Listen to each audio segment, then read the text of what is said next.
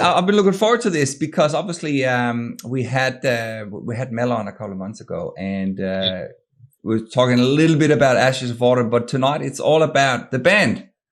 Yay! Yeah. Yay! So you got two of us here. I know. So, well, first of all, let's just start out by saying how many have we actually got in the band? Because it's more than just the two of you. Yeah, we're 40%. So there's 5 of us in the band. So 2 guitars, bass, drums, and Mel on vocals. Perfect. And we just listened to Let Go, which is your first. Is that the only song you released so far? Yeah, we released that in January, and then we sort of had plans, and then I don't know if you've heard, but there's a virus going around. Vaguely, yeah. Yeah, and that sort of put a bit of a spanner in the works. So no, but we've used that time well, sort of writing and actually doing a lot of demo recordings to go into the studio and just start banging stuff out. So making up for lost time. Fantastic. I would like to actually start out on the whole "Let Go" song because I remember last time we actually never got around to talking to that when I had Bella on last time. But you had that song on Triple J, and actually made it. I think you got quite high up on the rankings there. Yeah. So on the Unearthed in the rock charts, and I think on the general charts as well. So Unearthed is like this cool sort of platform. Everyone knows about how it works with the rankings. Is you just can't sit there and play your song a million times. It actually works through interaction and sort of rewards people that have had their song reviewed and people sharing and things like that. So that was really quite surprising and rewarding and whatnot. That it seemed to make connection with people. So it's good. And you actually see quite a few Perth bands getting a bit of recognition now, and you see repeat reviews coming through from people we've never met, like someone that's on the East Coast or whatever. And it's really cool how it works. Like how it's just not that one-dimensional ranking thing. Yeah. So yeah, it was cool. Has that given you sort of any additional reach compared to what you get in Perth alone? Like, have you connected with anyone outside of WA? I don't know if it's so much from the Triple J sort of thing. But it's definitely one that resonated with, I guess, Australian people. That's one where my friends sort of went, "Oh wow, that's that Triple J thing. Wow, you must really be making it now." It's like, well, when people go to our Facebook page and we get a lot of likes, we sort of drilled into it, and a lot of it comes from like these traditional rock areas of the world, like little pockets like the Philippines. We seem to have a heap of people have related to that. I mean, like most bands, bigger bands, we do boost stuff and sponsor stuff, but you can't buy likes on Facebook. But that's actually from, someone having a connection with the little teasers we put in little bits of music. But it's cool that you can, drill down into it and see, oh, yeah, that's Manila. And then you do a bit of exploring and go, oh, what's happening in Manila? And they're just obsessed with rock. And you sort of see these pockets like little parts of Europe and the US and things like that. It's these typical rock markets that pick it up. So, although we're in Perth, the world's definitely a smaller place with social media and the sort of reach you can get with your music.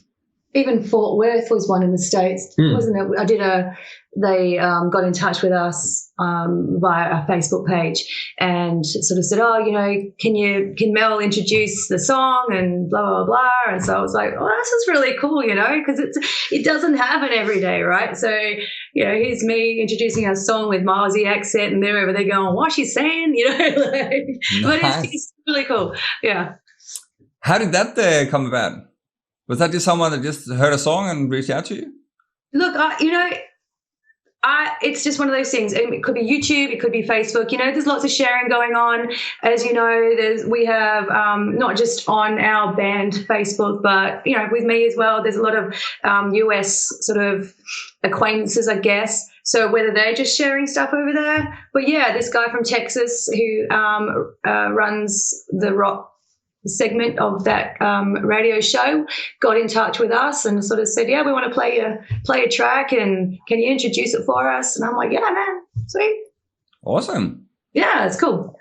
you just need some more tracks to follow up. So you got some more stuff to keep them busy. That's been the frustrating thing, though. You know, that has been the real frustrating thing, because, you know, like Matt was saying, we essentially really wanted to follow up quite quickly after Let Go. So to be able to not be able to do that was, it kind of just put the pause button on, and it's been a bit of a frustration to not be able to get that off. But it's off, and we're moving forward now. So there's that little virus thing that we spoke about earlier. So, you know, I suppose we are super fortunate to be in Perth here. It looks like the whole live scene is sort of picking up again, and everything. To me, it seems like everything is sort of back to normal. It was like it never happened. When you go out and you talk to people, and people hug and, you know, shake hands and stuff. Everything we weren't supposed to do a couple of months ago. The gigs are back. It's crazy. Yeah, it's good though. It's sort of you know, that was pretty worrying times, and a lot of people are still struggling from fallout of work and whatnot. Yeah. But I think there was that release when, you know, beginning of June, when you were first allowed back out. We played a gig pretty early in June. Can't remember the date, the 11th or something like that. Yeah, 12th, 11th. And it was busy, and people were just craving to get out, and it was good. And yeah, there was 100 person capacity though. Oh yeah. Well, definitely, in their legal limits. I'm sure they did. But it was, you know, exciting to be out, and there was that, you know, hugs and high fives and things like that. And it's sort of strange. I think just in the last couple of weeks, it's almost people going, oh, hang on, should we really be doing this? Oh, no, let's go back to fist bumps or elbows, elbow nudge, waving across the room. The elbow, yeah. Well, that's a good thing about doing these live streams, and they're completely COVID safe. You know, we can sit here on either side of our webcams here, and there's no absolutely. It's very safe to sort of sit here. Yeah, you can't see it. There's a screen between Matt and I, like a perspex screen. Oh, of course, there is. Yeah, a hand sanitizer station as well. But on the same token, you know, we're very lucky over here, but we should take advantage of it. So, absolutely. What better way than coming to our gig this Sunday? Right. Yes. I would love to get back to that, because I've got some other stuff I'd like to just ask you a bit first. Obviously, I am one of your newer fans, so I would like to actually try and drill in a little bit and find out a bit, like, how did you guys start? Like, how did the band start? Because you are a fairly young band, from what I can tell. I've been sort of scrolling through your Instagram and Facebook pages and stuff. So can you just try, for anyone else who aren't sort of familiar with Ashes of Autumn, how did you guys start? How did you meet, and how did you sort of build from there to where you're at today? Let me answer that, because it started with him really and Ferret. So yeah, so our drummer Ferret and I were playing in a band called the Midnight Revolver, and so that was a 4-piece rock band, me guitar, Ferret on drums, and then our bassist actually moved back home to South Australia, and that sort of coincided with our singer just deciding, oh, maybe it's, you know, the band thing's not for him. So it sort of, once one piece left, 2 pieces left, and then Ferret and I looked at each other and went, well, we like creating music and playing with each other, so let's find someone. And it's like, the first problem we had is like, oh, shit, we need a singer. It's hard to find a good singer. And Ferret and I don't sing. So one of our mutual friends, Rob Viney, so singer for Electric State, he said, oh, you've got to listen to Mel, our friend Mel. She's this amazing vocalist. So Ferret and I went, okay, yep, cool, we're open to anything. So I think we sent 1 song, 2 songs, Midnight Revolver song, so 4. Well, we sent all 4. Yeah. There we go. And it was hilarious because, you know, Mel is quite quietly spoken and a bit shy, so she sent us shy at times, and sent us a little voice message clip, which was just singing over one of our songs. And to this day, it cracks me up because it started off very like quiet, meek voice saying, I'm not sure how this will sound because obviously it's a guy's voice singing and blah, blah, blah. And then within like 2 bars of the songs kicking off, there was just this big scream and then these air siren vocals over the top. And Fer and I were just like, holy shit. Like, he called me straight away. I was at work and said, have you listened to this message? And I went, no, well, okay. And then I went, wow. So, yeah, that was basically it. So as 3, we quickly recruited drums and, bass and another guitar, because we decided, we like the sound of 2 guitars in a band. It started from there. So at the beginning, I think we were struggling with the identity of the band, like going, oh, it's just the old band. And Fer and I were, no, it's definitely not. It's a new band. It's, this is a new thing. Everyone sort of has a say, and rebranded and, new name. And, got stuck in the rehearsal studio for a little bit, but set a date and said we want to play a gig by this date. So we had to rush a couple of songs to make a set list. But, and that's... And when was this? If you want to look at the timeline, roughly how long? A year ago. Okay. Yep. Yeah. I mean, we had a couple of member changes, but that was nothing major. Do you know what I mean? It wasn't majorly disruptive in that process. Thankfully, it was just one instrument. It was just bass players. It wasn't majorly disruptive. So, and it wasn't for any other reason, just that they had other things that they had to do. So, and then when did we get Jez? Like, a little while back. This year's just a blur. But so it's basically a year since we started, and our first gig was December, maybe? January the 16th. But is that the Amplify one? Mm-hmm. Oh, wow, there we go. Okay. So we started this year playing live. So, we had a few months. Oh, that's right. We had we have a bit of Spinal Tap luck in the band. So we're ready to go. Then Mel did her back pretty badly. Oh, that's went right. to hospital. I was in hospital. I couldn't walk. So that laid me out for a wee while there. So that put the pause on these guys for a minute. But I was like laid up. I couldn't legit walk. Like, I couldn't even stand. But I was in emergency. I was like, no, I was ringing the guys going, no, I'll be at rehearsals tonight. Don't worry about it. I'll just take some drugs. I'll be there. Take some painkillers. But no, that didn't happen. And then once Mel was back up and walking about, I went and broke my finger on my fretting hand and had to have 3 pins inserted into it. So that stopped me playing guitar for a couple of months. So wow, what happened? That was just basketball, man. I'm a I should stick to music because obviously don't have the coordination. So I put my hand out to I was defending someone and went to intercept a pass, and I just intercepted it with my pinky and just completely smashed it. So and then didn't do anything about it for a couple of months because I thought, oh no, we'll get better, but no. But that was just like after, like right as I was getting better with my back and then he went and did his finger. And so it kind of, I mean, he was still coming to rehearsals and trying to sort of play with have my pins hanging out of my finger, trying to play it with 3 fingers.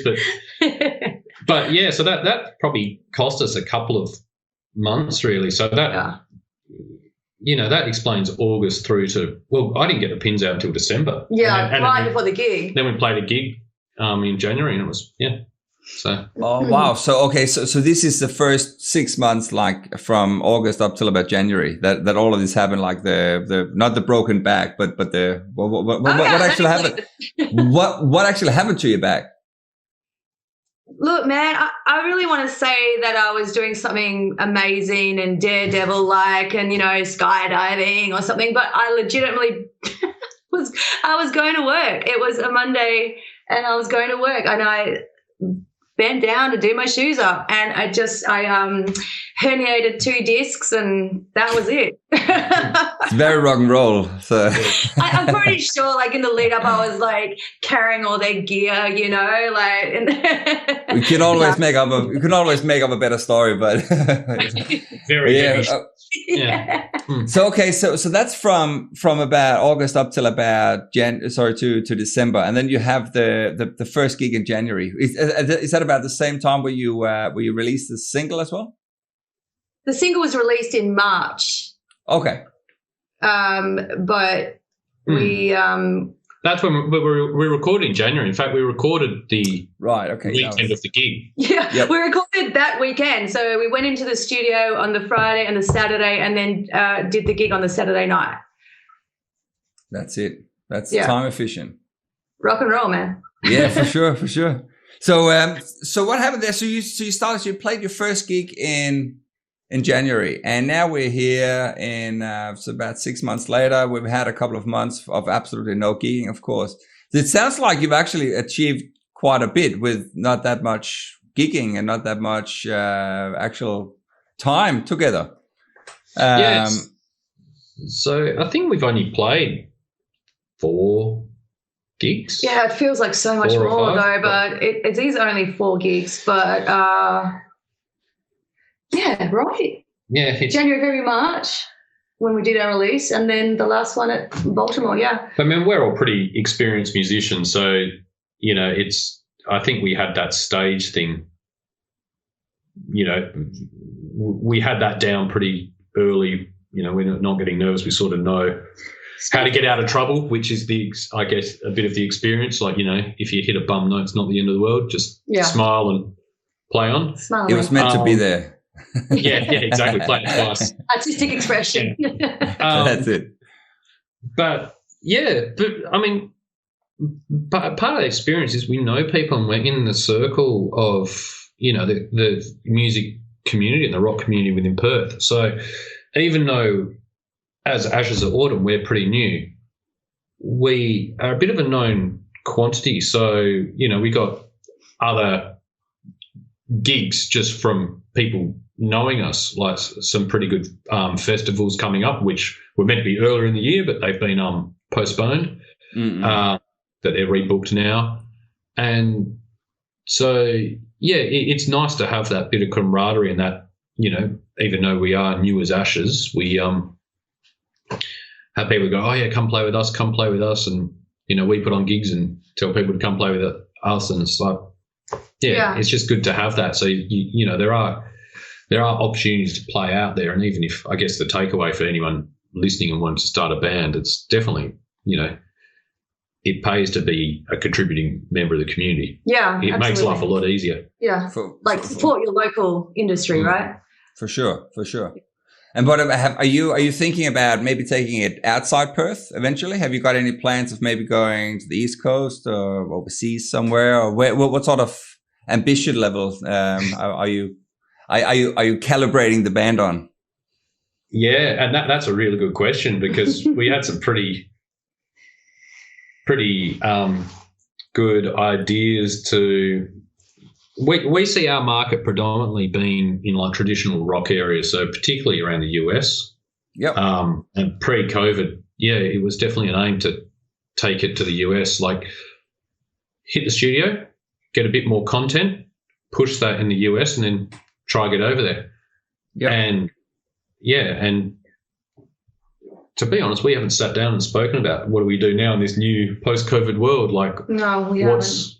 Because we love playing live. Like, that's one thing. That's sort of why we do this. It's playing our music live. I mean, you know, there are studio bands and things like that, and that's cool. But, you know, we just like getting on stage. Yeah. So that's, I don't know, you got me thinking now. That's a really good question. I don't have an answer. We'll talk about it tomorrow at our jam, and we'll let you know.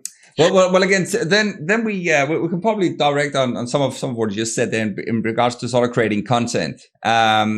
Needless to say, as like you mentioned, you were going to record some more songs, which again is like the one song you have now is great, but you need more than that one. In regards to other content, like how are we sort of planning on marketing the band moving forward? Sort of, again, that's irrespective of obviously whether you have plans of going overseas or not. But what are you doing in regards to sort of creating content forward? Have you got any plans of studio or video shoots or anything? So this is something that we do talk about. Well, that's part of being a band. You know, there's the social media side of thing, but then there is this content aspect. So, you know, we got plans with when we record music. It's obviously, you know, the days of the album may be behind. So it's more like constant drops. And then you need to build things around that. So we've got a few skills in-house in terms of video, a little bit of graphic design. Jez, our bass player, he's writing to film. Oh, wow. Ferret, our drummer, he likes making little snippet videos and playing around. And, we got to line up some decent photo shoots and stuff. But that's part of it because, it's a double-edged sword. Like today, everyone, there's a potential huge audience that's easy to access out there, but everyone has pretty short attention spans. So, you need a constant, you need something that will potentially catch the eye before it catches the ear, which is a bit weird in music. Yeah. But that's sort of what we work on. There's a lot of, particularly Ferret and I, we discuss how other bands are doing it, not just Perth bands, like any bands around the world. Like there's some really good examples of some lesser known bands, but their branding is just on point. Like the second you see a post come up, it's from them. It doesn't, have to even be a photo of them. They just have a colour scheme or a sort of filter that they use, and you just immediately know it's that band. So, yeah, I guess we're not going to let all of our secrets out. We're not. No, but it's good. It's great to hear that you've had those thoughts, because obviously, like, it is like if you are sort of planning on treating the band more as a business and actually trying to growing it, actually getting a brand set up is key. It's crucial. Oh, absolutely. But it sounds cool about the recording stuff. I like what you're saying in regards to sort of like the days of the album are dead, because that's obviously, it's a very sort of split opinion to in regards to your artistic creativity. Like, do you like to create a whole album, an EP, or singles? And I actually wrote that down here as one of my questions to run past you. So, how would you prefer to do it? Would you just do the single songs moving forward? Are you planning on eventually maybe doing something a bit more broad, so like an EP or a mini album? It's a good point, because, most people in bands, they grew up being music fans. So I used to love, and I still do love albums. And, to this day, I use Spotify, but I tend to go to a band and listen to the album rather than just random playlists. I grew up worshipping Metallica sort of thing, and I love that they had structure to all their albums. Like always knew the fourth track on the first few albums was always, their power ballad, and you always knew it was a fast song at the end of the albums, and they took you through the journey of their 8 or 9 songs that they had early on in their first 5 or 4 albums. And it's a bit of a shame that that's almost like a lost art, where I'm sure bands used to sit there and have massive arguments about what order to put the songs on the album, and let's take people on this journey, where that, for us, I think where we are, and particularly being a local band and just trying to get that interest and continual interest, you do have to do these constant drops of new songs rather than going, here's 10 songs. Yeah, I think you've got to be like an established artist or established band, and be around for a while to chuck out an album and know it's going to sell. I think, what Matt's saying is absolutely spot on. You need to generate that interest. And I think if we were to, put all our eggs in a basket and do an album and get it out there would be so much that people would miss from an, I think in an album with us, I think I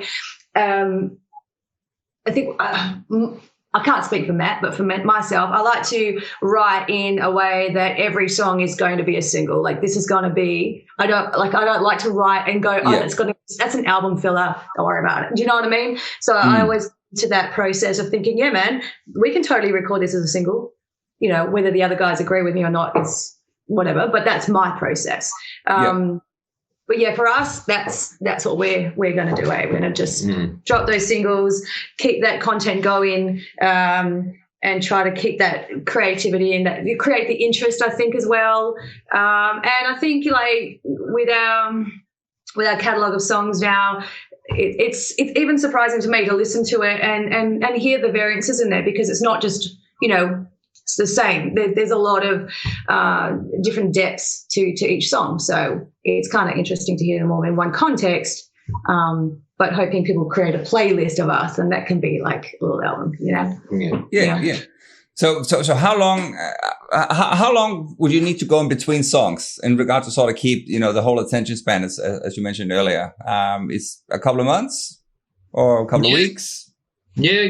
No, it's probably you need a little bit of time to let the song run its course. Yeah. So I don't know what the magic formula is. I wish I did, because, you know, would be broadcasting now from our mansion in wherever. But it's. I might just go back a little bit. So that the album versus EP versus lots of singles staged over a time. Yeah. There's also the flip side where I would love us to have content for people to go to. So if you went and look us up on Spotify at the moment, you see one song. Where if someone went, oh, I love this band, I'd like to hear more. Oh, there's nothing. You may have just lost that little window of opportunity you had to make that person a fan. So in the back of my mind, I'd also like, you know, the best of both worlds, where somehow if people found us, there would be, you know, a number of tracks to go listen to and really go, oh, I like that song, and I like that song, that's a bit similar. Oh, hang on, they've also got this side to them, because that's sort of the challenge. I guess it's not wishing time away, but I'm looking forward to that time when we do have, you know, quite a few songs in the catalogue. Yeah. Yeah, but I suppose again, like if the band really technically has only sort of played together for say a good 6 months, you know, if we take the, you know, a couple of injuries out of the picture, then that is almost infant stages of a band. So again, like if you are planning just going hard at it now, you know, doing a lot of content, recording songs, playing gigs, all that content will come, especially if you started recording your gigs on, like if you get a couple of pro cameras set up, if you have a big gig coming up. That, to me, the visual content, I love seeing that from bands. You know, when you see them play live, and it's not recorded on an iPhone with some shitty audio and stuff. If it is something that looks pro, you got the actual front of house audio recorded professional on Pro Tools. You can sort of edit it after and stuff. Stuff like that is something that's I personally think will generate a lot more content, a lot more clicks than if you had, you know, three or four singles on Spotify. Because again, talking about the short attention span, if you got 3 singles of 3 minutes, that's 12 minutes. And that's if people want to watch all of it, listen to all of it. Yeah. If people can sit down and they get captured by your live presence, which some of the clips I've seen so far, it looks like you guys, you know, kick ass live. I can't wait to see it in person on Sunday. But if you have that, if you can capture that and you can get that out, I personally, I love watching that. And once you get hooked, I usually watch the whole show, unless of course I have to do something. I agree with you. I think, you know, people are visual creatures, I think, by nature. They like to watch things. And I think secondary to that is obviously if it sounds great, then that's great, you know. But yeah, I definitely agree with what you're saying. I'm like that. I like to see a band. I like to see their energy and kind of feed off that, whether it's live or watching a video clip or whatever it might be, a live video clip, you know. So yeah, I tend to agree with you for sure. Yeah, and that's something that, I mean, I don't think we've gone down the discussion path of professional grade recording.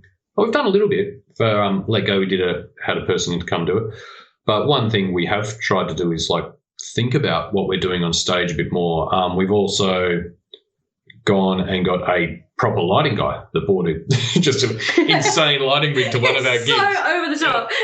It was like watching like New Year's fireworks, but it was cool. And all the bands that played that night, like, did it for everyone. Yeah, it was just cool. It made it feel like you were at an arena rock show. Yeah. It was just insane. I mean, I helped the poor guy pack up after the gig. It took about 90 minutes to take down his lighting rig. But it just added to it, and that's what it's all about because, you know, and that is being lost a little bit from, I guess, that spontaneity of live rock. Like, there are a lot of bands that still do it, but, you know, if you go to the sort of MTV thing at the moment, or it's not even MTV, but, you know, the video stuff, it's all choreographed or very, and it's like, no, we want to bring back a little of spontaneity, but have a bit of, rock out a bit on stage.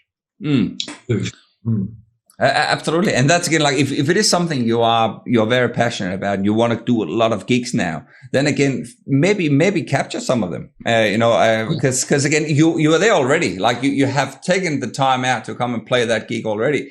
So all it is, especially if you're saying you had a couple of contacts, that had some cameras and stuff, all it is just invite them out, I don't know, give them a couple of beers or something, or $100 or whatever it is, and you have some premium content that you could, share to people in Fort Worth in Texas and get some more, some more speaks out there and on the future singles. And again, and that probably makes up for not having an album, because then you have a concert instead. Yeah, sure. I'm just thinking out loud here, but that's something I personally love to see from bands, is when they have some really good live or some really good video content in general. Yeah, for sure, so, definitely. So moving on. So I was in regards to recording, have you sort of set yourself on any studios or anything? Are you going to go back to where you did Let Go? Or maybe want to work with someone else? No, I think we're going to try somewhere else. So I've been talking to a couple of studios around town. We're looking at going into Hammer Space. We just need to book in dates. So we'll get this gig out of the way and, basically book it in probably in the next, I was going to say next 6 weeks, but it's really about the next probably 3 weeks. Yeah. Really looking scary. It's realistically getting towards the end of July.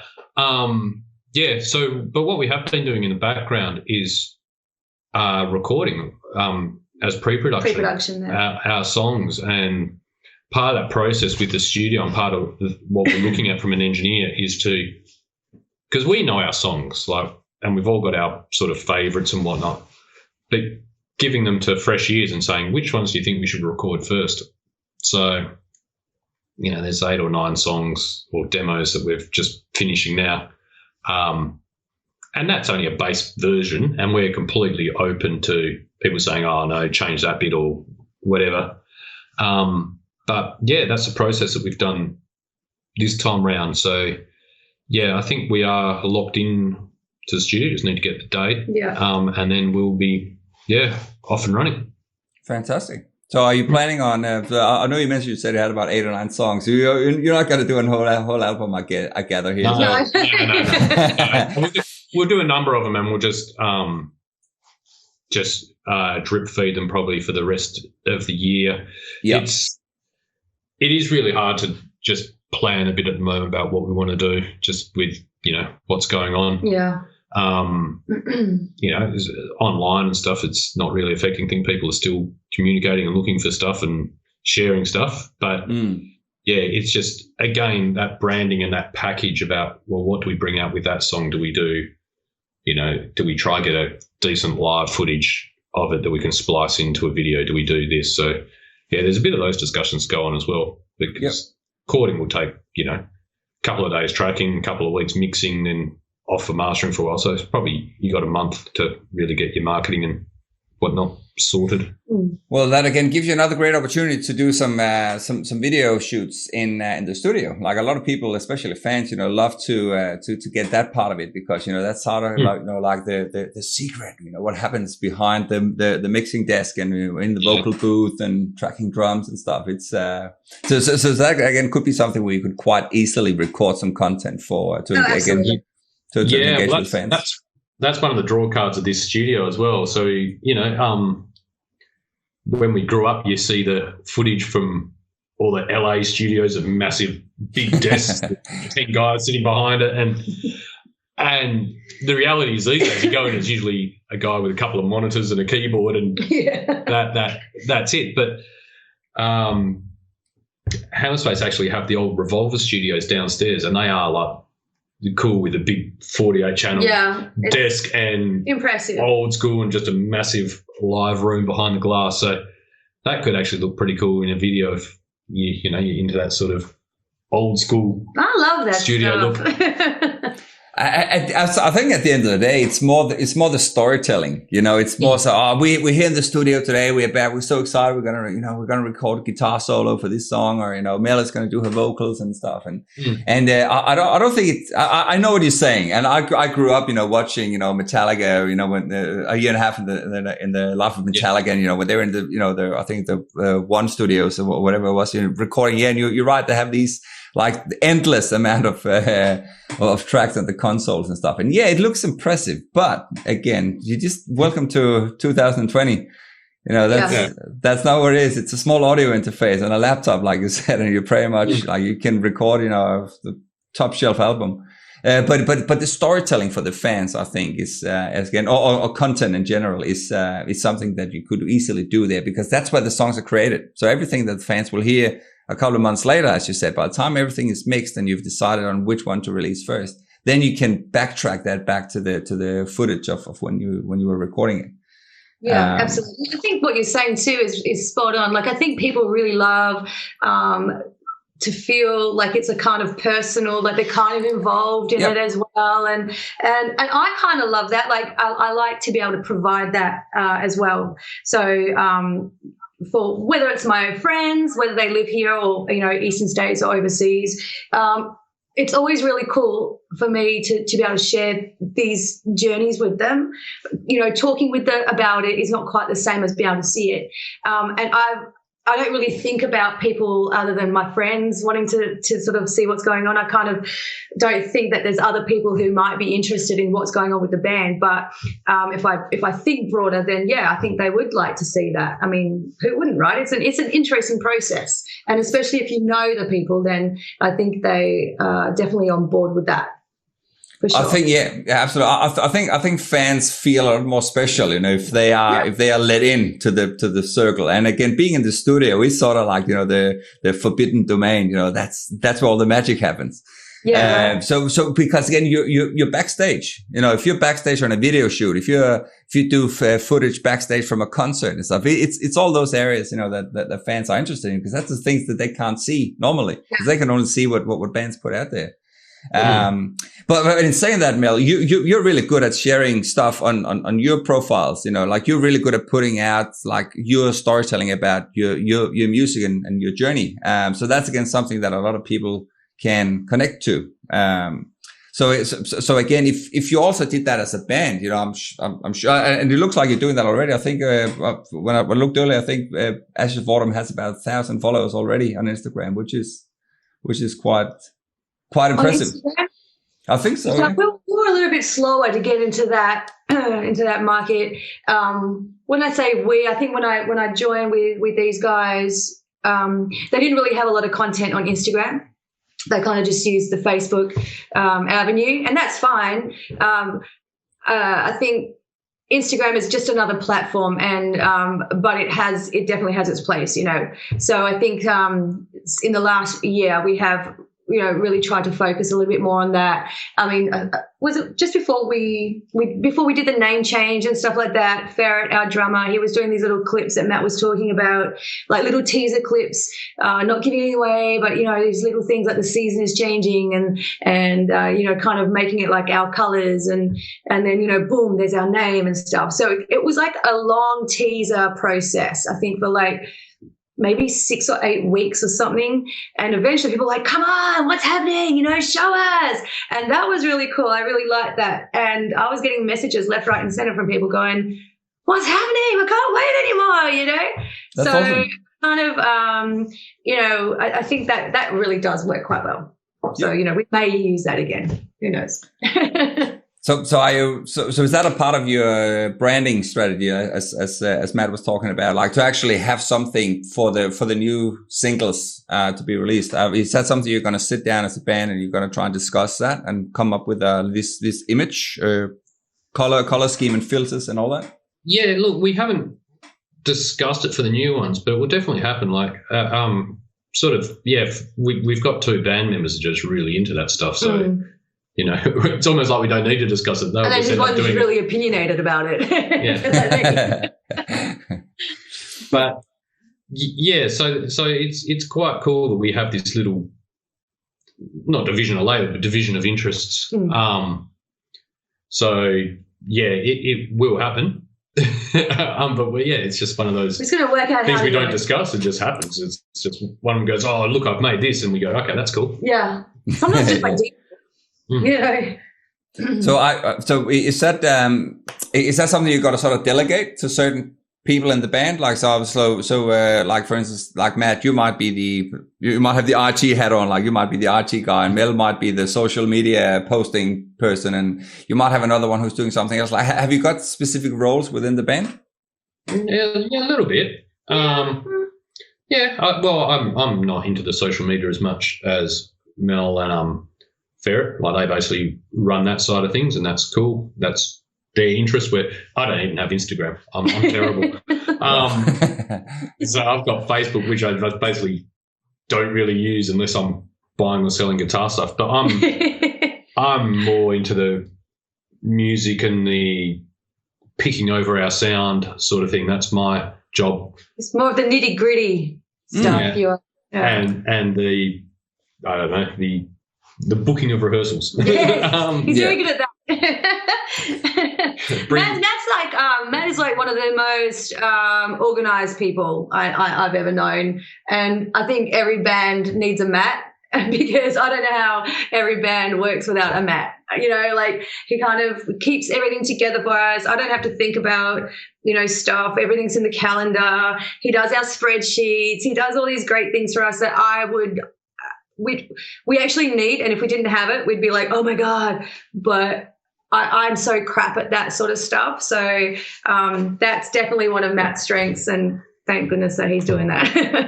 Good, because it is important, again, to obviously play in your strengths. So again, and you're right. You do need someone who is the who takes care of all the logistics. But right. most importantly, you need someone who can do the songs or do the songwriting. Is that mainly you, Matt, or how do you create the songs? Mel and I do a lot of it, but we jam it up as a band. No one in the band is particularly precious about their ideas. So sometimes we'll try something and go, oh, I like that, but not that bit. Can we change that? Can we change that? So there's one song, geez, we still don't even have a title for it, even though we've been playing it for ages. But it sort of, we always had this concept of it shifts up a gear towards the ending. So it's sort of like a halftime Zeppelin-y blues thing, and then goes out to full rock. But we tried so many different endings, and not slightly different, like as in really different, like a full punky one. Then we're doing this other one until someone said that's basically just the end of Guns N' Roses' Paradise City. Oh, shit, better start again. And we had to keep on chopping and changing, and that's what we're like. So like division of roles.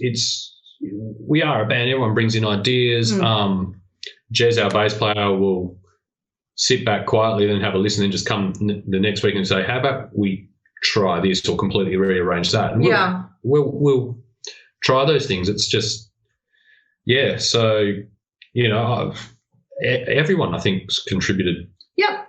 I mean, we do work in different ways. Sometimes Matt. In the past, sometimes Matt and I have just gotten together and had like an acoustic session, just whatever's coming, whatever's flowing, kind of record everything as we're doing it so we don't, lose it.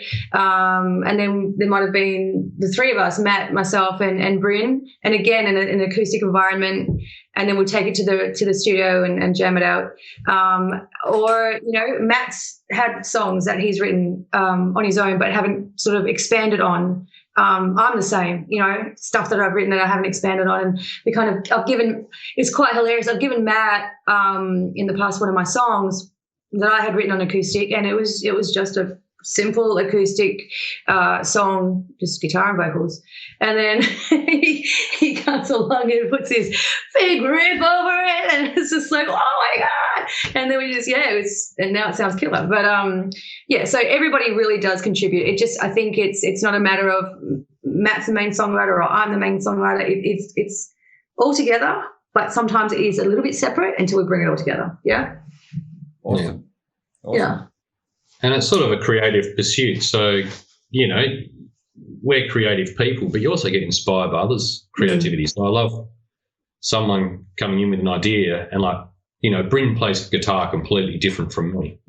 So he'll come up with something that's like, I would never have thought to have done that. And then it's like, okay, where can I do this or add my bit to it? And it's just having that, different people coming in and also pretty different influences in the band. Yeah. Like, if you went and did a straw poll of all of our different favourite bands or whatever, they'll be completely different. Oh, yeah. Completely. Try and name a few. Oh. Well, you know me. Yeah. Yeah. So, you know what I'm going to say. But what do you listen to, Matt? In regards to... as I said, I grew up worshipping Metallica, but I love my 80s stuff, but I love blues-based rock, sort of, all the pentatonic sort of stuff on the guitar. That's what really gets me excited. I've gone through, listening to a heap of Gary Moore and stuff, but I like rock. I like big rock bands, but I mean, it's such a cliche, but I listen to pretty much everything. When my little boy was born, we'd just drive around the car and I, would listen to classical, would listen to jazz, would listen to, he'd listen to some operas. When he was like 4 months old, we were driving around listening to Slayer, Rain in Blood and things like this. And it's just being inspired by music. Like there's so many, and you don't have to sound like it. This is one thing I love it when bands or a band member wanted ad, you'll read and say, "Oh, my influences, or we sound like this band, this band, this band." It's like, no, you don't. No, you don't. I love Metallica, and I grew up learning to play all the Kill 'Em All riffs and stuff like that. But that's not how I sound when I play guitar. And although I love Metallica and I could say they were an influence, I don't sound anything like them. I've got a completely different style, and that's just what I play. Jez, he's a bit more, I guess, not proggy, but a bit more experimental. He loves the sort of Faith No More stuff, a bit more, outside of just your straight 4/4 nuts and bolts. That's our bass rock. player. Yeah. Yep. Bryn's, he just likes his dad rock, I guess. And our drummer Ferret is obsessed with Bring Me the Horizon. Yeah. But really? all the bands we've mentioned, we don't really sound anything like anything. No, that's right. Yeah. But I think that's the great thing. And also I always try to stay away when people ask me the question, who are your influences, or, who do you admire the most and in music and stuff. And I'm always a little bit fearful of telling them because they automatically assume that you are going to write like that or sound like that or put something out like that. And it's not how it is, because, you're your own creative person. And then you work alongside 4 others, and so whatever you put out is not going to be like who your idols are, unless of course you directly write like that. But for me, like so many different influences. But do I sound like any of them? Hell no. Do I write like them? No, I don't, because I can't. No. Everyone has their own style, their own flavor that they bring to the table, and like with us, with Ashes, I think especially in the last several months, I've gotten, not that I wasn't before, I've been hugely excited about this band and I love being a part of it, but I've become even more excited the more we gel, the more the ideas are just like beaming out at everybody, and just that sort of fluidity when you're playing together and stuff. So it's kind of like cementing whatever our sound is, and I can't say we speak anything because we don't. Yeah. Well, first of all, I'm really looking forward to seeing you guys live on Sunday. We'll have our chat about the gig shortly. But just while you're talking about sort of everybody was sort of beaming and bubbling and stuff, is everybody sort of wanting to take the band to the next level, or have you got any sort of plans as a whole of moving everything forward? Yeah, I think that's. I think everybody wants to do. You know what I mean? Like, it depends on what your next level is, I think, Stephen. So again, I suppose at the moment you're playing. You've got quite a few gigs coming up in Perth, and again we're talking about sort of you're gonna create some content. You were gonna record some more songs. You were gonna maybe do some videos and stuff. So is this sort of the level you want to take it on, or is this something that potentially would want to be something you guys would want to do full time, or maybe do a bit more than what you're doing at the moment? Yeah, I think, and this is probably a bit weird because I am a pretty organised person and I'm a sort of project manager by trade, so I should be planning.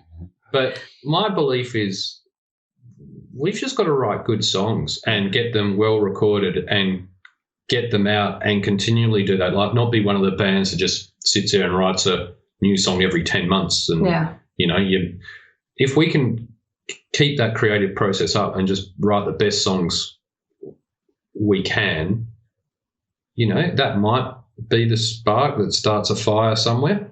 I don't think any of us have the ambition to quit work tomorrow and do the old school hard way of driving a single combi van around Australia playing to every town.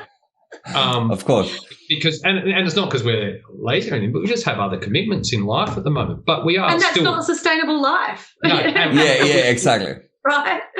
But we're still passionate about music. Yeah. So it's like, you do hear those fairy tales that come true, but that's not what my aim is. Just to get the best music out of our heads onto, I was about to say a record, but we don't do that. Onto an MP3 file, a severely compressed MP3. Yeah. But to get it out there and get people to our shows.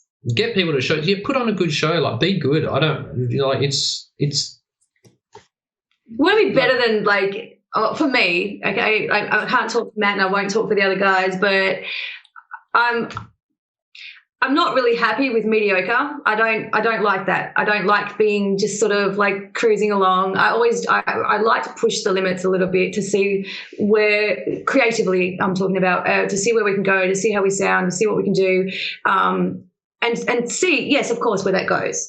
To sort of just sit back and just go with the flow, like, oh yeah, it kind of doesn't go with my personality. I kind of want to push a bit harder. But when I say that, I mean personally. I will always try and push harder from one gig to the next. I'll always try and sing something. For me, if I'm being hypercritical of myself, that's how I get better at doing what I do. I never, and I would never ever walk away from a gig and go, oh man, that was the best. I've done the best job I can possibly do. I might have done the best I could, but I know there's always better in the tank. You know what I'm saying? So my aim is to just keep getting better as a performer, as a singer, as a songwriter, and then hopefully as a whole band. Yeah. So that's where I'm at in my life, and hopefully that comes, with, hopefully we get rewards for that and people will hear that. Do you know what I mean? Yeah, for sure.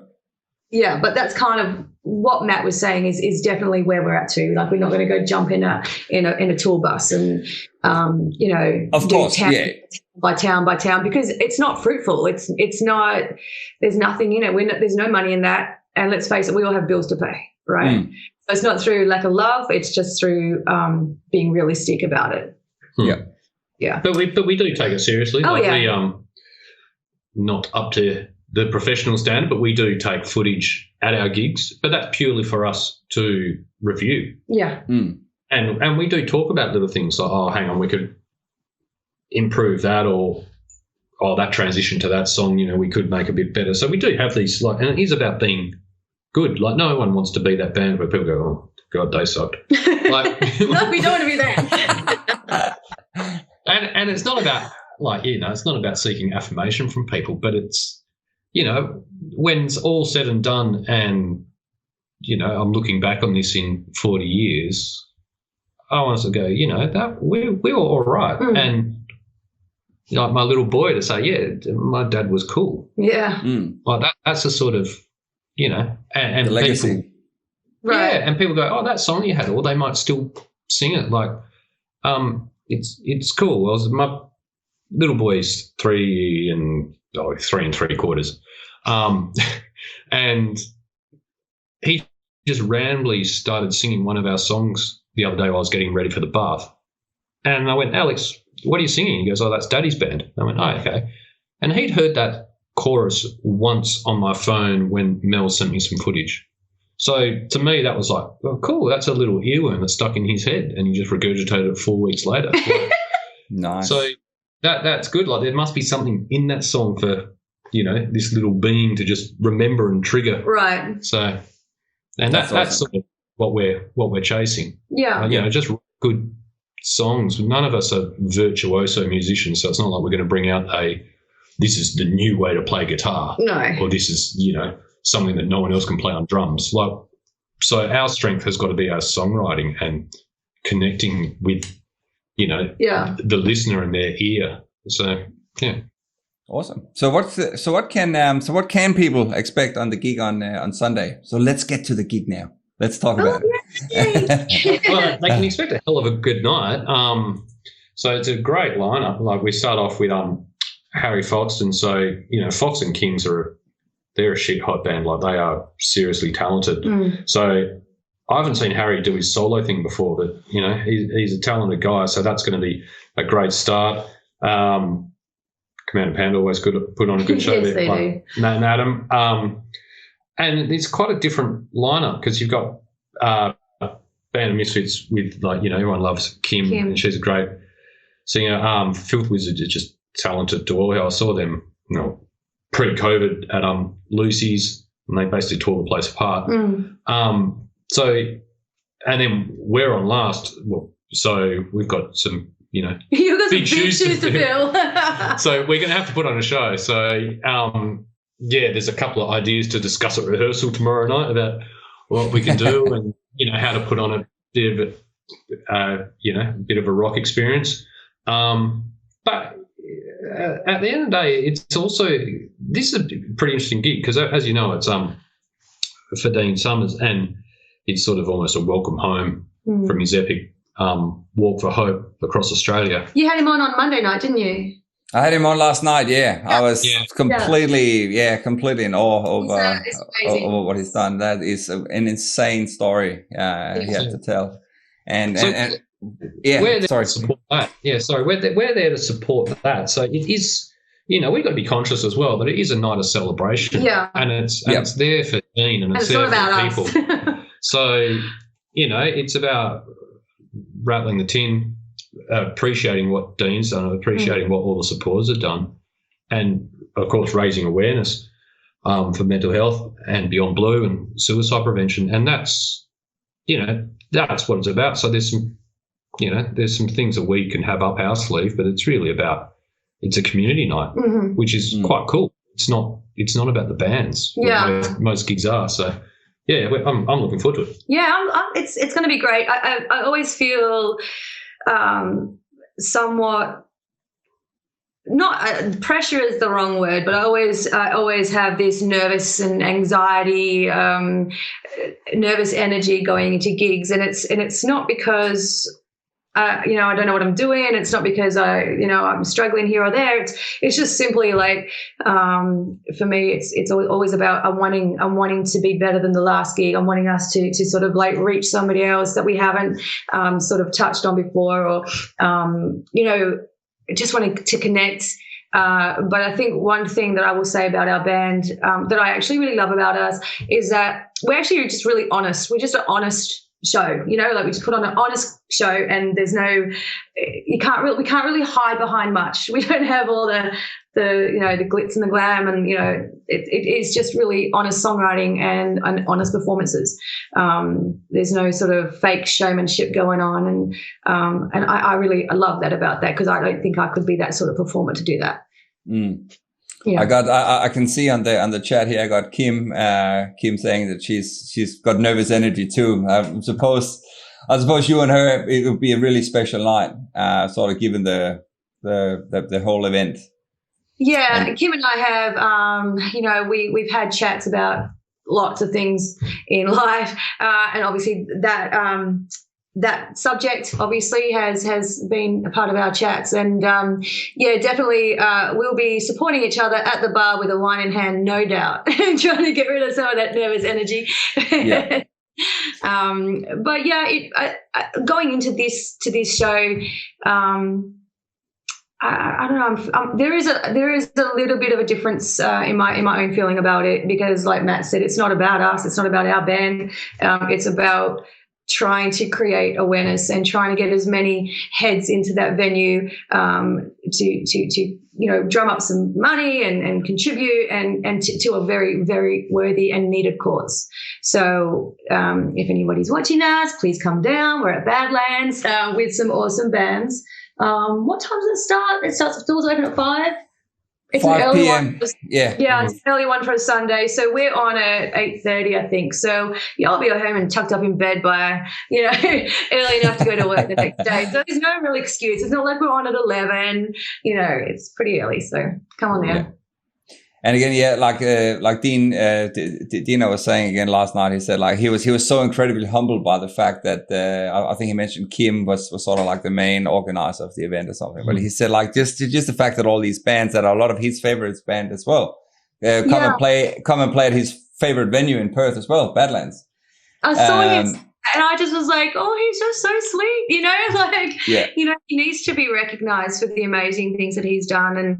And if we can do that with, by playing music and with, some really great bands from Perth, then let's do it. It's crazy. He was actually planning on flying back and walking back from Sydney back to Bunbury. But then because of all this little virus thing we spoke about earlier, it's back. So it just got a little bit too hectic. Did you see the video of when he arrived in Sydney and he made the announcement? No, I didn't. Okay, so he arrived in Sydney and it was like, the end of the walk, and he looked absolutely shattered. But he announced that he was going to do basically end-to-end New Zealand next year. Wow. Oh, yeah. He mentioned that yesterday as well. So to have that, I couldn't imagine finishing that sort of epic, what was it, 7-month war, and 8 months, yeah. People go, oh, that's, it's a long way. That must be hard, but your body would just be wrecked. Yeah, and then just straight away, the first thing you do when you finish, you say, hey, I'm going to do this again. Like the guy's got some serious passion. One of the things that really hit me after chatting to him last night was the fact, I asked him, I said, did you ever think about quitting? He said, not once. And so if you got nearly 4,000 kilometers ahead of you, and he said, because it was just something he had to do. And he had this big flag. And every time he came to a town and someone came up and they would sign the name, write someone's name down if they had lost someone to suicide. He said it just became so much bigger than just him. So it was never a matter of quitting. It was just a matter of just keep going. It was I saw him say that crazy. Actually. Yeah, and he was saying that nice. He felt like he couldn't get up the next day, and he felt like he was so tired, and he was, his body was knackered and stuff. Yep. But to correlate with the mental health thing, you can get up the next day, you can keep pushing through no matter how hard it is, and some days are harder than others. But I think that was a really great connection between that, because he had to be mentally really tough to keep going with that, and he's obviously he's a powerhouse. And such a humble man as well. Yeah. Like it was so incredible to be a part of, and obviously hear a story. And it's like when you hear something like that, it makes you think, don't really have an excuse to not do the stuff that we complain about now in our everyday life. Having to go to work or go to band rehearsal or write a new song or something. It's just like when if you're taking 8 months of your life and walking from one coast to the other, sleeping in the desert half the time and stuff. It's But his honesty was just, and I guess that's a whole key message. Like, don't internalize, the are you okay, but also speak up. And you saw his posts throughout it. And, yes, he was big on the never give up, but he also said when it was a shit day or when he was struggling, and just having having the inner confidence to just tell people that. And that's a big part of the message. Yeah. Being transparent. Yeah, exactly. And it's cool that, that we're using all these different mediums to sort of get these messages across, whether it's somebody like Dean doing what he did, and then, with us, maybe perhaps me, bury my soul in songwriting or whatever, just having those mediums to be transparent and to sort of, get it out there and go, wow, actually I had a really shit day and depending on how you're going to say it, you know what I mean? So yeah, I think he's tremendous. He's amazing. Another really cool thing, which again sort of is probably going to come out a bit in the gig as well, is the fact that he's so passionate about local bands in general. So he's got this YouTube page. I'm sure you both have seen it. He's recorded bands over the last, I think, 6 years. So going to concerts and really supporting the local scene. He mentioned pretty much all the bands as well that were playing there, saying it was actual bands he was really looking forward to see. Bands that he had heard before and really supportive of. So yeah, it'll be an awesome gig. I'll just put the banner up again so people can see it here. So we've got Harry Foxton, Commander Panda, Band of Misfits, Filth Wizard, and Ashes of Autumn. I've actually got Filth Wizard. It's such a difficult word to say, Filth Wizard. I've got them on tomorrow, and Commander Panda on Friday. So hopefully everybody can make a lot of vibe about this gig, so we can get as many people down there as possible. Well, thank you for even your end and promoting and getting us on and chatting with us and putting us out there, because it takes a village. Do you know what I mean? So yeah. So thank you for doing what you're doing as well. Well, that's again like what you guys were talking about earlier. It's about it being a part of the community. Trying to help each other out. And again, for me, I always enjoy talking to people. I get something out of it every time. Some people would say something cool, interesting that you can take away from it, and hopefully people listening or people watching sort of feel the same as well. Yeah. So yeah, absolutely, it's a pleasure. In regards to sort of, because I can see we've got quite a few people here. So in case somebody has some questions, just start writing them up now, so we can do a Q&A shortly. In regards to sort of the social media side of things, to promoting the gig and stuff, and if people want to sort of follow Ashes or anything, where should they go? Do you prefer to go Instagram, or should they go on Facebook, or what's the main both thing? I mean, we're probably posting more on Facebook. We're more interactive, on Facebook. Don't get me wrong. Instagram is right there. I'm not posting things every day on Instagram, because otherwise I'd just be posting the same content, and nobody wants to see the same content, right? So it is there. It's under our page. So you just go to Ashes of Autumn Band. Drop us a message or a comment. Yeah, exactly. Feed us stuff, man. We're always open to people chatting with us. But yeah, we're there. So we're on Insta and Facebook. So yep. So we've got the got it all scrolling across the bottom here as well. And so you haven't set anything up on YouTube yet? Is that right? You only have the Let Go single, I think, is up there somewhere floating around. It's floating around out there. Yeah, that's very good pickup. That's no, we no, for those very keen to try and hunt, there might be a few behind the scenes live gig footage that we use to review ourselves. But no, you're right, we haven't really gone down the YouTube path yet, and I guess that relates to content. So as we get more tracks, that's definitely something that'll be happening. I mean, I wasn't really keen to, because we don't have like a video clip or anything like that. We just got, that song up there. But I didn't really want to just chuck these live iPhone videos up on YouTube of us without having something, that really shows our worth on there. Because sometimes those iPhone clips, they're just crap. They're not showing you in your best light. They've got crap sound. They're distorted. So if somebody like YouTubed us and that was their first view of us, they're not going to come back and see us again, right? So we're kind of pretty aware of that, and that's fine. If other people want to post that stuff, I can't control that. But as far as we go, we definitely we don't want to be those guys.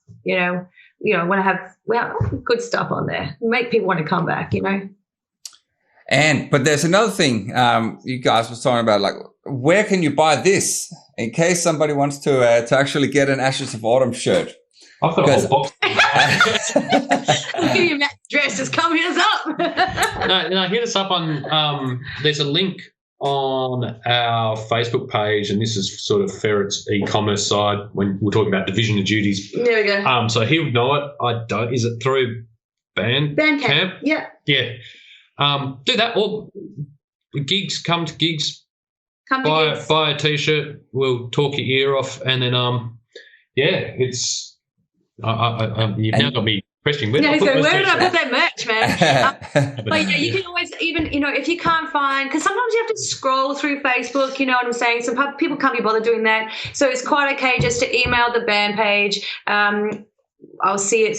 Me, Ferret will see it, and then we'll just send you the Bandcamp link, or we'll sort it. But just get in touch one way or another. We will be having more merch soon. I know we will. At least I know. More content. I have ideas for stuff. So, and I think we'll tie it in with, the new releases and stuff. So, because this little virus pause stuff, I'm now kind of keen to, get stuff out there, and that will include different merch and, photos and stuff. So keep a lookout. Awesome. I'm intrigued. Yes, you will be. Well, you never know, Matt. You might get some of it eventually. Yeah. I'll be like this. Yeah. Or you never know. It might be Mel's little sort of side business. She'll make all the money selling merch, and she can pay for the rehearsal space or something. You guys pay for the videos. Right. Someone's got to. Good stuff. Just before we head over to a Q&A, I've got this little segment I like to ask pretty much all guests about, which is if you have any sort of tips or tricks to it could be like Matt was talking about earlier, if you've got a future band, if you're sitting out there as a musician or a band or anything, have you got sort of any good advice that you'd want to sort of pass on, something that have worked for you? As a band? Talk to people. So our guitarist, Bryn, so he reached out to Rob Nassif, the Henhouse owner, manages bands now, drummer for Gyroscope. Yep. And just reached out to him and went, can we have a chat? And it was a lot. Rob was awesome. He came back and so he manages, international level bands.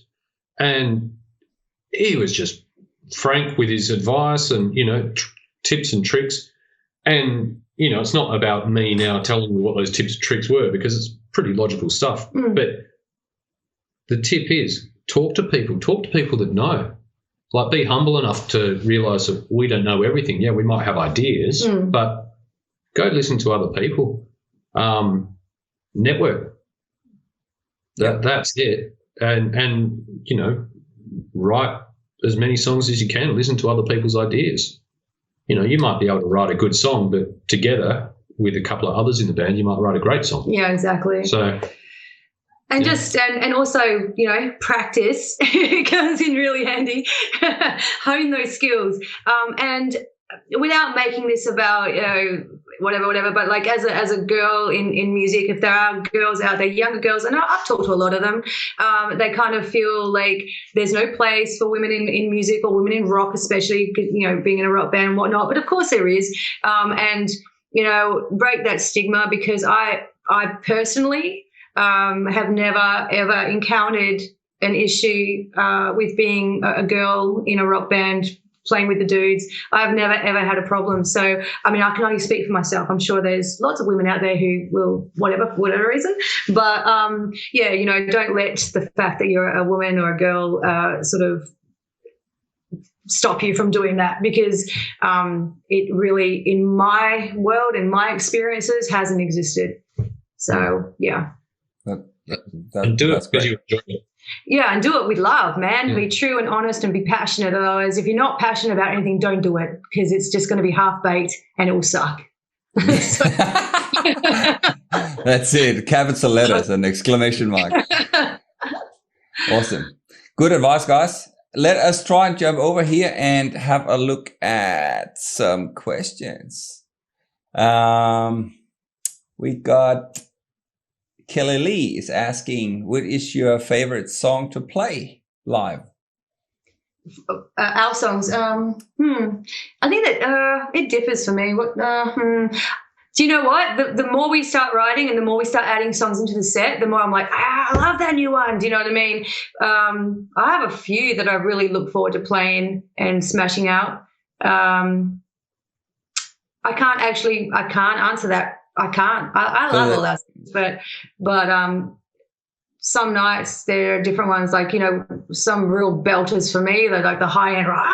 I really feel that like right in my soul. I love those ones. But I kind of like the, you know, being a little bit calmer too, and, you know, being melodic and singing and stuff. So for me, it's just, it changes from gig to gig. Cool. Yeah. And the cool thing, man, for me, all of them will be new songs. So I'm so excited. It's a song Burn that I quite like that, not that it's our best song, but it's just fun to play because it's got a bit of everything. Like, it's sort of a song where three of us sing a chorus and there's a little breakdown and there's little bits for each of the band members to show off a bit. So, yeah, that one's always fun. But, yeah. Cool. Then we've got Blake on Lively. Was it Ashes of Autumn Rocks? Always put on a great show. Absolute pleasure watching you guys play. And then a couple of horns here from Blake on Lively. Is that one of your fans? So, you know. Yeah, he's a pretty cool guy, old Reese boy. He's definitely in my group of friends. It astounds me how supportive my friends are, and he's one of those. So excellent. So we got well, I can just read out. There's obviously there's lots of comments here. So we got David Powell who's saying hello, AOA. Rochelle Singleton, love you guys. Keep on rocking out. We will keep supporting you. And another horn. Logan Kane sending a couple of hearts for Melanie. Thank you. Come to a gig. Yeah, well, come on Sunday. Right. Sunday, yeah. Then we've got Trent Gunning on. You got it. Gunning on. How long till we get a new single? Oh. Well, yeah, it's maybe September, October. Yeah. Sometime around there. We're trying to hatch a scheme to have it out before something. So yeah. Yeah. In a couple of months. In a couple of months, just to give you. But then that open the floodgates. Then there'll be more and more and more. Yes, that's it. The accelerator is going on, and it's going to stay on this time. No weird little viruses and stuff. Awesome. Kim Redmond obviously saying earlier that she's nervous energy too. Yep, I can't wait, guys, for Sunday. Then we've got Frankinator Scatshot saying, have panic buyers wiped out the razor shelves? ? Have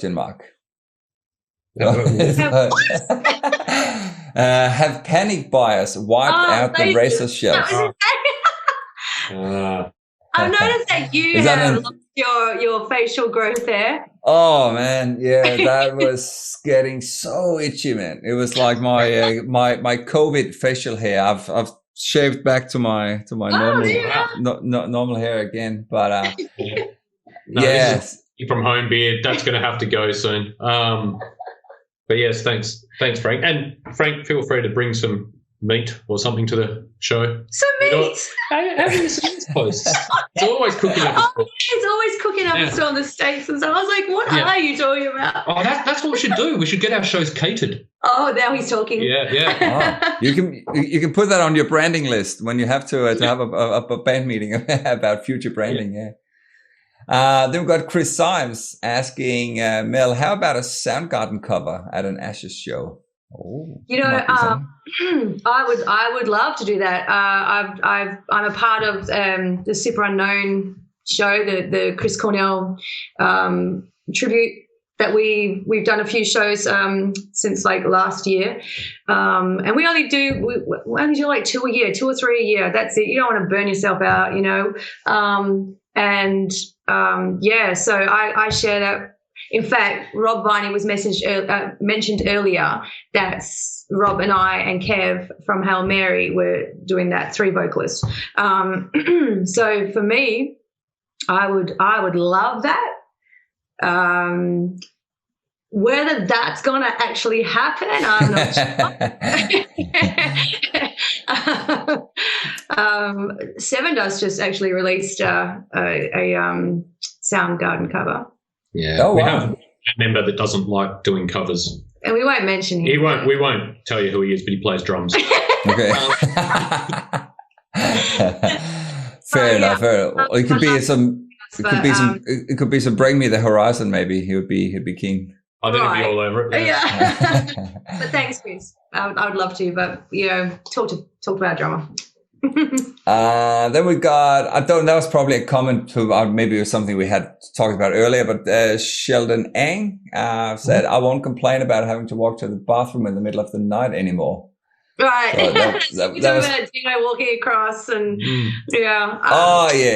Fair enough. Then we've got Jonathan Kira saying, great people and great music. A little Thank you. Shout out there. Here's another good one from Chris Symes again. What's your favorite local venue? That's a good one. Do you have a favorite? It depends. I think you always get good sound at the Boston. Badlands is a great stage. Badlands is my favorite to play.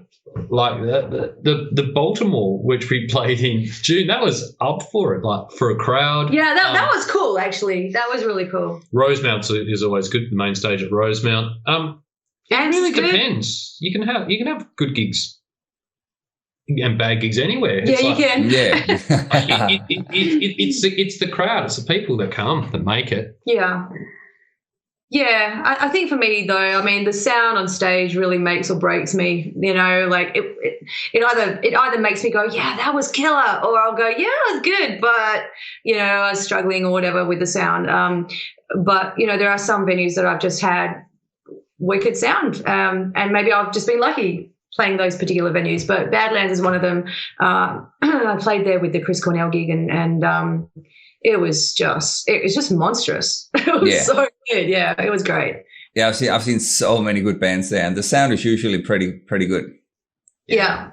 So that's definitely a good gig. Then we've got our mutual friend Keshet, who is saying, "Is there an event on Sunday?" So I would love to attend if possible. Awesome to see that Matt and Mel connected, and then a little hard. Well. Yeah. Keshet, if you haven't been watching this, yes, there is a massive gig on Sunday. Let me just put the banner up just one more time so everybody can see it. We've got to do some promotion for this gig here. So again, yes, Sunday the 26th at Badlands from 5 to 9. Tickets are $15 if you buy them now and $20 at the door. But they might be sold out, so get in. It's all going to a great cause. So, you know, like a beer costs you what? Like if you get a pint of beer, how much is that? Like $11? Maybe more. I don't know. Yeah. I don't drink pints of beer. But it's like you can only get one drink really out of $20. Yeah, and part of proceeds going to a good cause. So exactly. Yeah, there's no. That's it. But that's interesting. So that was Keshet. So I don't know how you know Keshet. Oh, because when I years and years and years ago, I was doing a cover band, and he came and auditioned and didn't play with us. But that I actually wanted him to come play with us. I thought he was a dude, and I thought he had a great sound and played amazingly. But they went with somebody else, and that wasn't my fault. It was not. Yeah. I've had him on. I've had him on a couple of times, and he's got some crazy stories too. Very, very talented guy as well. Hugely talented dude. Like, yeah, he taught me to play guitar properly. He was my guitar teacher. Was he? Oh, really? Yeah. Went back after playing for about 15 years, and basically first lesson I went, dude, I can't play as well as I should. And yeah, so I didn't know this. He played guitar. Oh, props. Wow, there you go. Props to Keshet. Yeah. then we have got Ryan Hunshooten, if I don't know if I said that correctly. But hey, Ron. he said he's just saying he's excited to see you at the list at Perth Rock Festival as well. Oh, yes. I wonder if he'll wear his Ashes t-shirt there. That was a good little dig there. Right? No, he bought one at our Boston gig. At the Boston gig, yeah. Yes, we are looking forward to that one. Perth Rocks excited. So excited. Well, for me, the best local festival last year. Yeah. We just missed out. We all went we weren't around when that was playing, but we all went as punters, and that was great. So can't wait to hit the stage. Yeah, that one. That was just, it was such a really well organised event. That's a chat for another podcast. But it was so great. I was about to say, we can always get back to it. When is that anyway? How far away is that? October 3rd at the Civic Hotel. So 2 stages at the Civic Hotel. I think they've announced 13 bands. 22nd August. No. Definitely 3rd of October. Okay. Yeah, we should definitely do something leading up to that. By then, you're probably going to have a new video and a couple of new songs. Yeah. We'll have something. Yeah, for sure. Fantastic. Kesha just replied here and saying that the Facebook event says it doesn't exist anyway. Anyway, we'll get him down there. I'll send him a couple of. Of course it does. Look at what I've been sharing. Come on. Exactly. He must be looking all the wrong spots. That's all good. We will get him down there for sure. Well, I'll just put it on one last time and then let's wrap it up. Everybody, come on, give a shout out. Last shout out here. Come on, Gig for Hope Sunday. Shout out. Go on. You shout out. Okay. Go on. Do it. This Sunday, 26th of July, everyone get down to Badlands, supporting Dean Summers and his amazing walk for hope across Australia. So just one man pulling a trolley or pulling his little trolley across. How many bands? 5? 5 bands. Great bands. Awesome bands. But and us. It's about music, but it's about community. Yeah. Get out there. Sunday night, it's not late. It's perfect timing for everyone. Food, booze, good times, catching up with people, great cause. Be there. 5 p.m. to 9 p.m. Fantastic. That was really good, actually. Do with passion or don't do it all. That's it. Guys, it's an absolute pleasure talking to you, and thanks so much for taking. It ended up being about an hour and a half of your Tuesday night out here. Well, thank you for having us again. Well, me again anyway. Yeah, a pleasure. And again, it sounds crazy to say, but I will actually see you guys on Sunday. Yay! So that'll be awesome. Yeah. Yep. Well, enjoy the rest of your evening and go and print some more merch and have some t-shirts ready so people can buy some stuff on Sunday. And have an awesome rehearsal tomorrow. And I'll see you on Sunday. All right. Awesome. Yeah. Thanks. All right. Cheers, guys. Thank you. Thanks so much for tuning in or listening along to the show. If you like the show, please don't forget to leave a 5-star review and subscribe to my social channels. It doesn't cost you anything, but it greatly helps me to build my networks and my chances of getting sponsors to keep this show running. If you want to take it to the next level, please head over to patreon.com/Stephen Helhammer and become a patron by joining the exclusive community there. You can start from as little as $3 per month. And for just a little extra, you get access to some fantastic features, outtakes, behind the scenes stuff, and much, much more. That's less than the cost of a cup of coffee per month. And that way you can help me build better content. I can devote more time to find awesome guests and just generally just keep everything flowing. If you want to be on the show or subscribe to my mailing list, send an email to steven@helhammer.com, and that is HELhammer.com. That way I can start sending you exclusive invites, random stuff, and messages that, who knows, you might enjoy. So that's it. Have a rocking day ahead, guys, and I will see you on the live stream or in your headphones very soon. Take it easy.